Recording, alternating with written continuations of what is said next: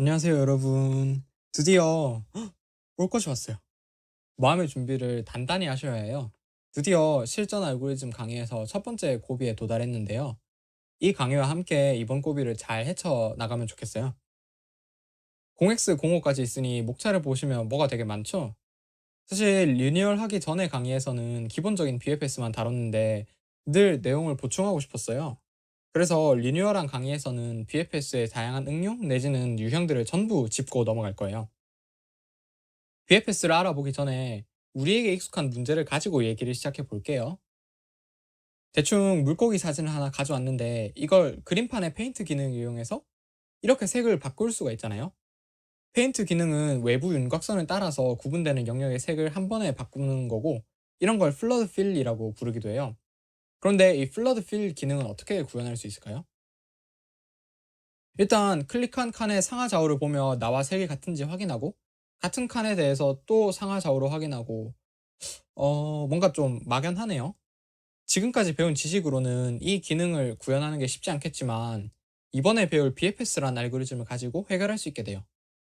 그래서 계속 BFS 하는데 도대체 그게 뭔가 하면, 여기 적힌 대로 다차원 배열에서 각 칸을 방문할 때 너비를 우선으로 방문하는 알고리즘이에요. 근데 BFS란 단어가 굉장히 낯설 텐데, 저 표현을 보고 나면 더 혼란스러울 것 같아요. 대체 너비를 우선으로 방문한다는 게 뭔 소리지 싶을 텐데, 달리 어떻게 설명할 방법이 없어요. 왜냐면 원래 BFS는 그래프라는 자료 구조에서 모든 노드를 방문하기 위한 알고리즘이에요. 여기서 말하는 그래프는 우리가 흔히 아는 그래프가 아니라 이런 식의 그래프이고, 정확한 정의는 정점과 간선으로 이루어진 자료 구조예요. 그렇기 때문에 BFS를 정확하게 이해하려면 그래프 자료 구조에 대한 이해가 선행되어야 하는데, 그건 배보다 배꼽이 더 큰 느낌이에요. 그래서 BFS를 엄밀하게 정의할 수는 없지만 실제로 어떻게 동작하는지를 보면서 다차원 배열에서의 BFS를 이해해 보도록 할게요. 이전 강의 자료에서는 마치 설명서처럼 일단 방법을 글로 먼저 설명해 두었는데, 생소한 내용이다 보니 설명을 봐도 전혀 감이 안 올 것 같아요. 그래서 그냥 실제 BFS를 돌리는 걸 한번 보고 갈게요. 저희의 목표는 0,0과 상하좌우로 이어진 모든 파란 칸을 확인하는 거예요. 이 문제를 BFS로 어떻게 해결하는지 볼게요. 우선 BFS 알고리즘에서는 좌표를 담을 큐가 필요해요. BFS 알고리즘이 시작되면 우선 0,0에 방문했다는 표시를 남기고 해당 칸을 큐에 넣어요.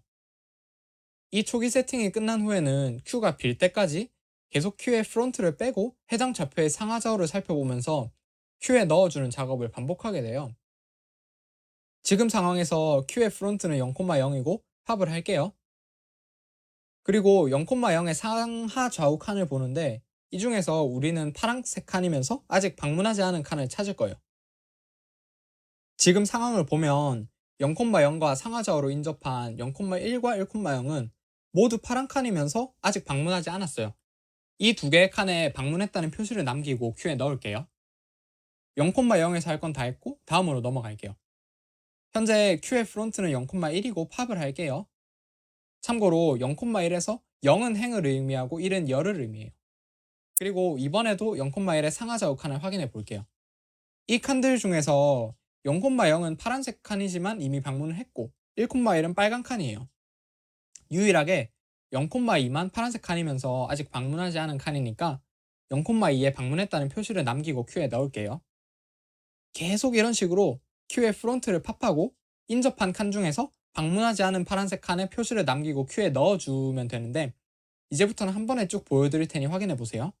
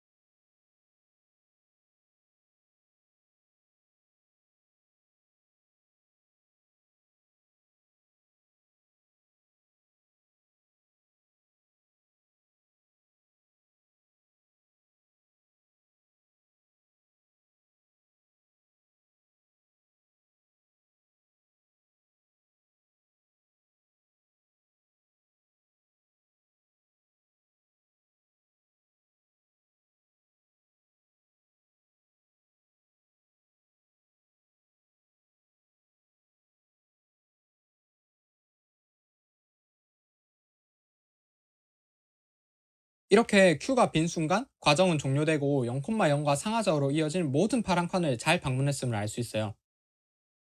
이렇게 BFS 과정을 같이 살펴봤는데 이해가 잘 가실지 모르겠네요. 이제 과정을 스텝 바이 스텝으로 설명을 드릴게요.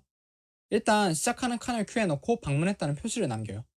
그리고 Q가 빌 때까지 Q에서 원소를 꺼내고 상하좌우로 인접한 칸에 대해 처음으로 방문했다면 해당 칸을 Q에 삽입하는 것을 반복하면 돼요. BFS의 시간 복잡도를 생각해보면 방문 표시를 남기기 때문에 모든 칸은 Q에 한 번씩만 들어가게 돼요. 그렇기 때문에 시간 복잡도는 칸이 n개일 때 ON이 돼요. 만약 행이 R개이고 열이 C개이면 ORC가 되겠죠. BFS의 구현을 다루기 전에 코드에서 쓰이게 될 STL을 하나 소개해 드릴게요.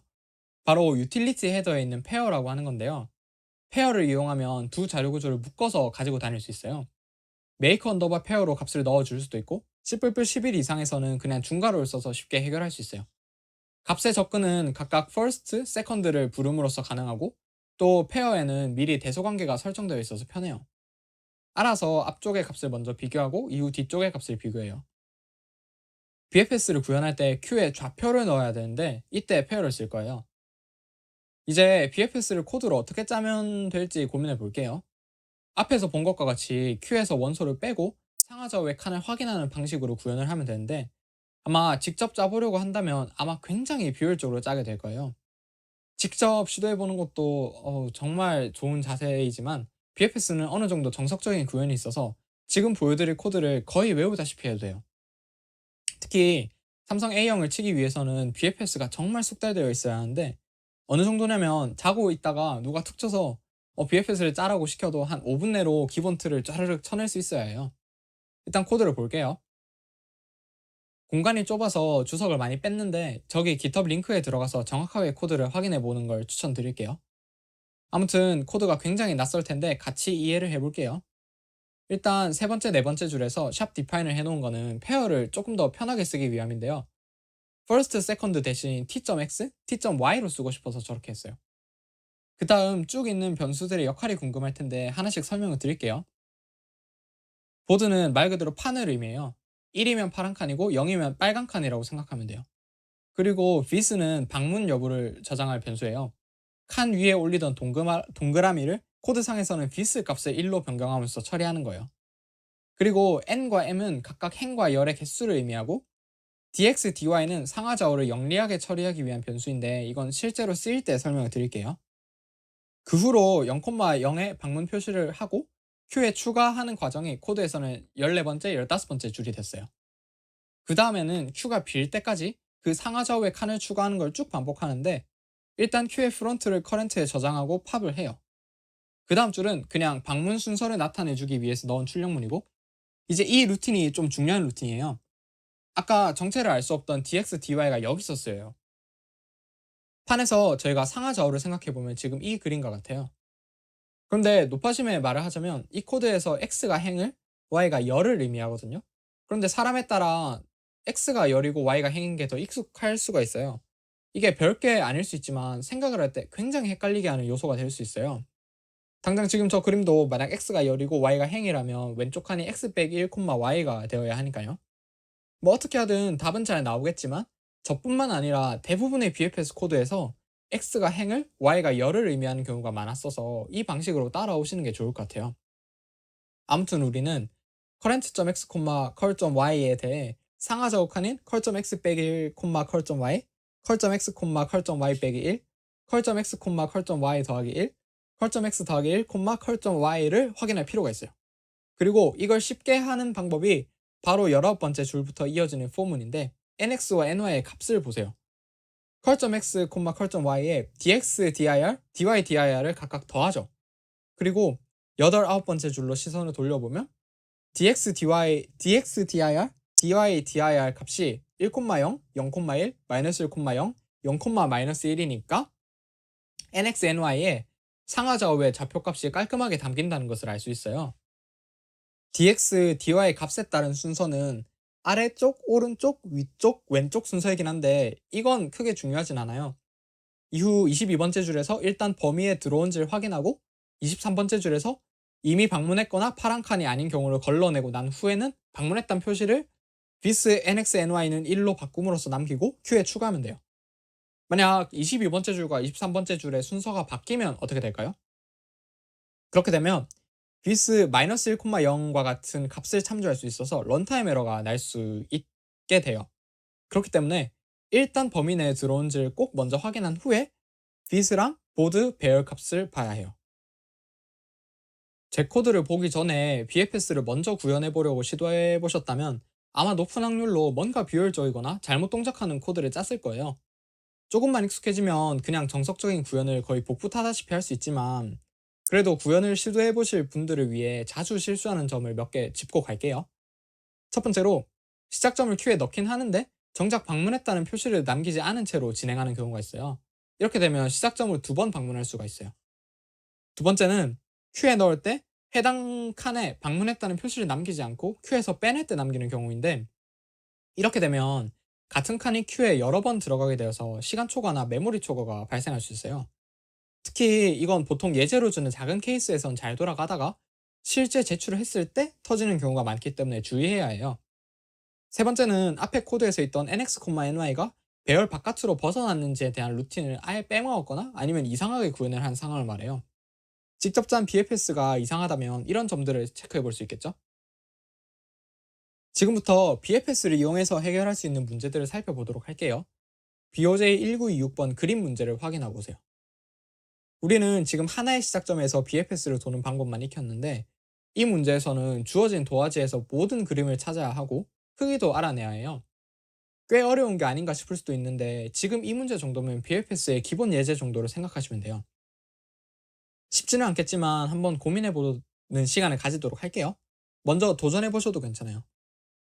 그런데 사실 오늘 처음 BFS를 배웠으면 어려운 게 당연한 거라 도움이 되는 팁을 살짝 드려보도록 할게요. 결국 이 문제를 해결하기 위해 우리가 해야 할 일은 이 두 개예요. 첫 번째의 경우에는 크게 어렵지는 않은 게 그냥 큐에서 팝을 몇 번 하는지만 세면 끝이에요. 문제는 두 번째인데, 우리는 지금 어떤 한 시작점과 이어진 그림만 찾아내는 법만 알고 있기 때문에 뭔가 고민을 좀 해볼 필요가 있어요. 지금 이건 주어진 예제인데, 여기 있는 4개의 그림을 어떤 식으로 찾아야 할까요? 이 부분은 이중 포문을 돌면서 BFS의 시작점이 될 수 있는 곳을 찾으면 돼요. 뭔 소린가 싶을 텐데 이런 느낌이에요. 일단 0,0은 파란 칸이고 아직 방문을 안 했으니 여기서 BFS를 시작하면 크기가 4인 그림이 찾아지겠죠? BFS를 돌고 나면 방문 표시도 적절하게 남게 될 거고요. 그리고 그 후로 0,1이 시작점이 될 수 있는지 보면, 0,1은 파란 칸이지만 이미 방문을 했으니 여기서 또 BFS를 돌리면 안 되겠죠. 다음에는 0,2인데 여기는 애초에 빨간 칸이니 걸러요. 그 다음 0,3은 파란 칸이고 아직 방문을 하지 않았으니 새로운 그림이죠. 그렇기 때문에 여기서 BFS를 시작해요. 이중 포문으로 각 칸이 BFS의 시작점이 될 수 있는지를 체크해주면 도화지에 있는 모든 그림을 찾아낼 수 있어요. 그리고 여기서도 결국 각 파란 칸은 큐에 딱 한 번씩만 들어가서 시간 복잡도는 칸의 개수만큼만 들어요. 이 문제에서는 ONM이겠네요. 방법은 알았으니 구현을 하면 돼요. 이제 제 코드를 공개할게요. 한번 감상해 보시면 앞에 BFS 코드에서 조금만 변형한 걸 알 수 있어요. 천천히 코드를 분석해 보면 말한 대로 이중 포문을 돌면서 i, j가 BFS의 시작점이 될 수 있는지 확인해요. 빨간 칸이거나 이미 방문했으면 제외하고 이후 그 점을 시작점으로 BFS를 돌려요. 그리고 while문 안에서 팝이 이루어질 때마다 에이리아 값을 1 증가시키면 에이리아의 값이 곧 그림의 넓이가 되겠죠? BFS의 과정을 잘 이해하고 있다면 이 정도 응용은 따라가는데 큰 무리가 없을 것 같은데, 아직 조금 아리까리하다면 과정을 계속 들여다보면서 확실하게 이해할 필요가 있어 보여요. BFS로 플러드 필을 수행하는 걸 같이 살펴봤는데, 플러드 필 말고도 정말 다양한 응용이 있고, 안타깝게도 BFS는 코딩 테스트 단골 문제이기 때문에 이런 응용들을 모두 잘 알고 있어야 해요. 그 응용 중에서 첫 번째로 다차원 배열에서의 거리 측정을 볼게요. 문제를 보시면 이 문제는 미로의 좌측 상단으로부터 우측 하단으로 가는 최단 경로의 길이를 찾는 문제예요. 그리고 BFS를 이용해 시작점에서 연결된 다른 모든 점으로의 최단 경로를 찾을 수 있어요. 이 성질을 이해하기 위해 BFS의 과정을 다시 살펴볼게요. 지금 상황은 0,0에서 BFS를 도는 상황인데 뭔가 0,0에서 사방으로 퍼져나가는 것과 같은 느낌이 들지 않나요? 감이 잘 안 온다면 다음 슬라이드를 같이 볼게요. 이번에는 방문했다는 표시 대신에 각 칸들의 0,0까지의 거리를 적어 놨는데 눈에 들어오는 게 있나요? 보면 빨간색 칸은 현재 보는 칸이고 검정색 칸은 추가되는 칸인데 현재 보고 있는 칸으로부터 추가되는 인접한 칸은 거리가 현재 보는 칸보다 1만큼 더 떨어져 있어요. 제일 첫 번째는 빨간색 칸에서 거리가 0인데 검정색 칸에서 거리가 1이고 마지막 건 빨간색 칸에서 거리가 4인데 검정색 칸에선 거리가 5예요. 이 성질을 활용하면 우리는 단순히 상하좌우로 연결된 칸들을 방문하는 것에서 끝나는 게 아니라 시작점과의 거리를 전부 계산할 수 있어요. 구현의 흐름은 일반적인 BFS와 크게 다르지 않아요. 거리를 저장할 디스트 배열을 두고 상하좌우의 칸을 볼 때 값을 잘 넣으면 돼요. 그리고 이 배열을 미리 -1로 초기화해 두면 굳이 비스 배열을 따로 두지 않아도 방문 여부를 확인할 수 있게 돼요. 그래서 구현한 코드를 한번 보면 이런 느낌이에요. 일단 입력을 스트링 배열에 받았고 디스트 배열은 전부 -1로 초기화 시켜줬어요.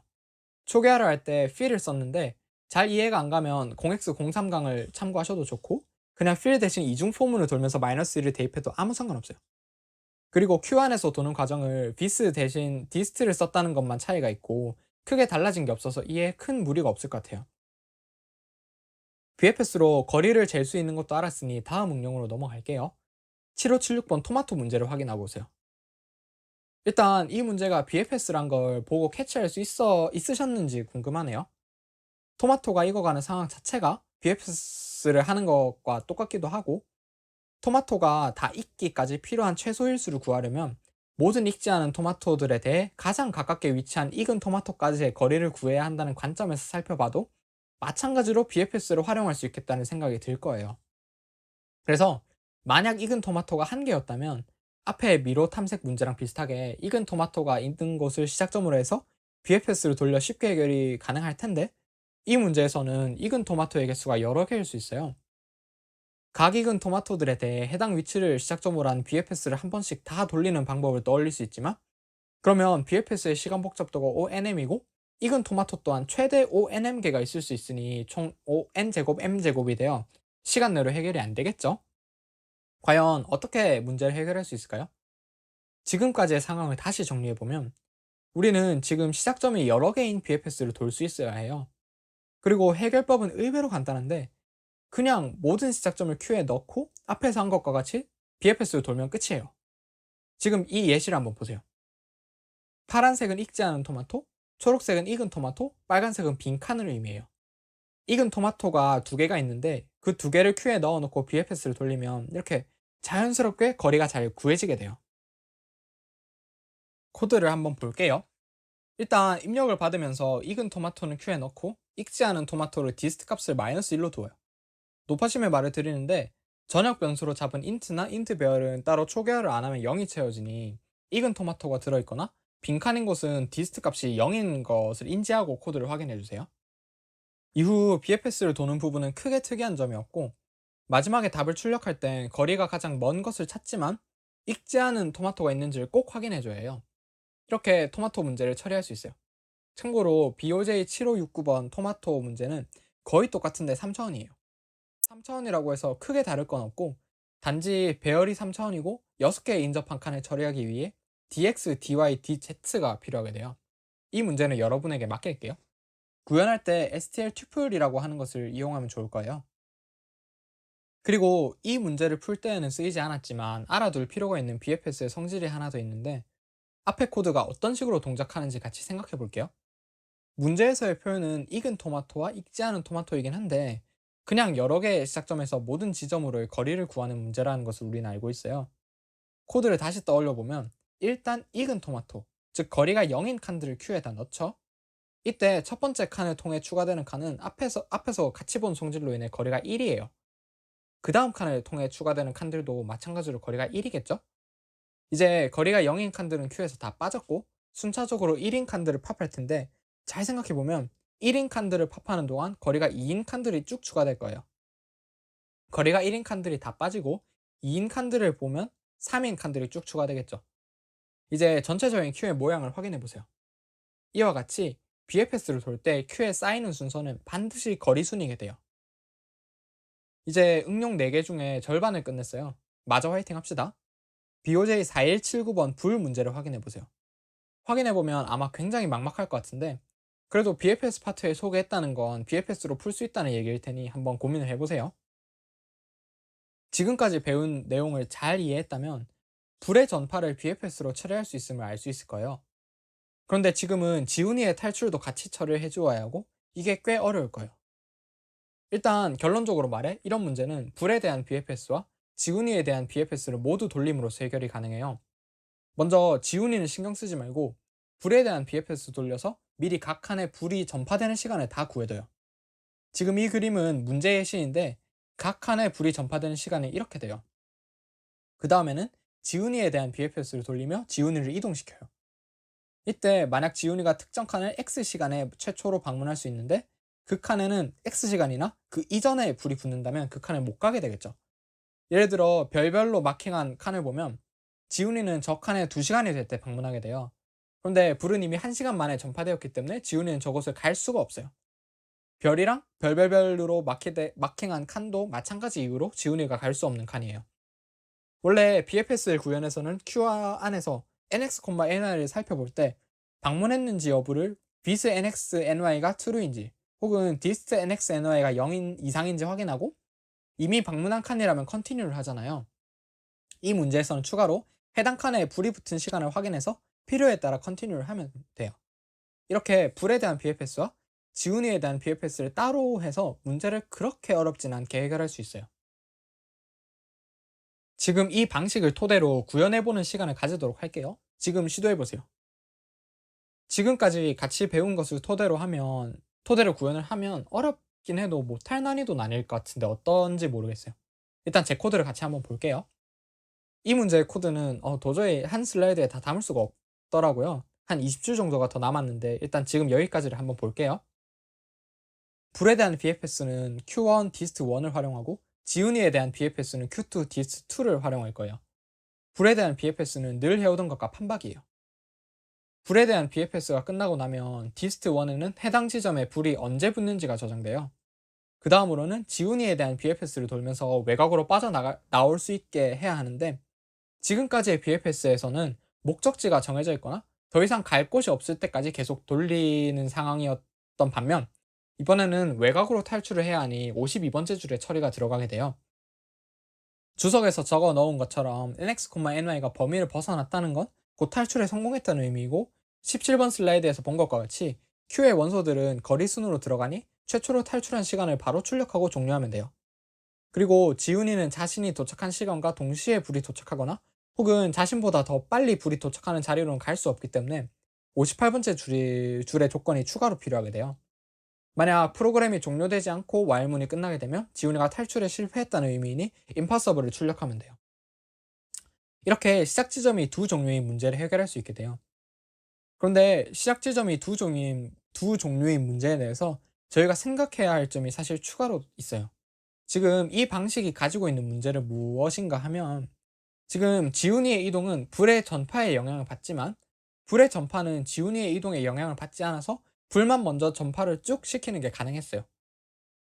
그런데 예를 들어 시작점이 A, B 두 종류가 있고 A의 전파에 B가 영향을 주고 B의 전파에도 A가 영향을 준다고 할게요.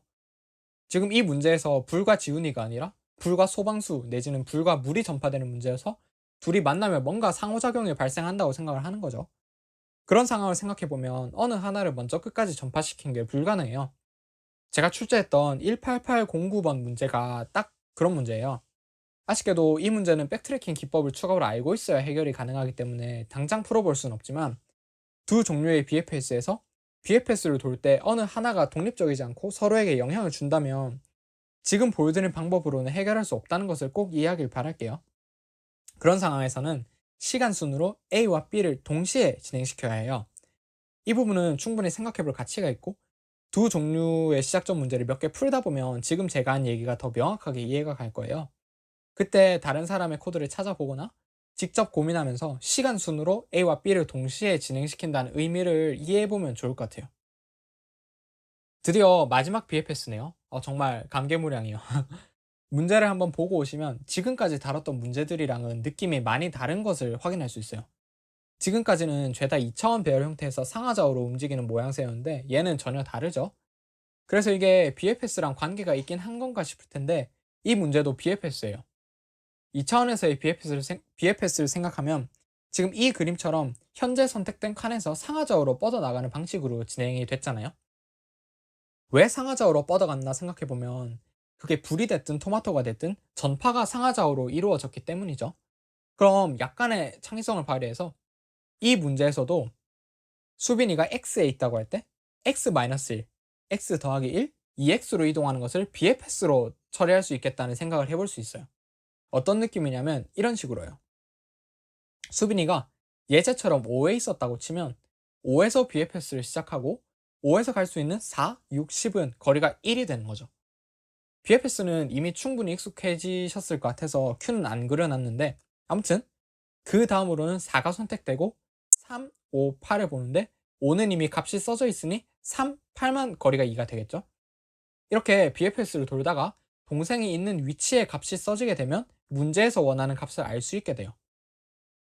구현이 그렇게 어렵진 않겠죠. 앞의 문제보다 더 쉬울 것 같아요.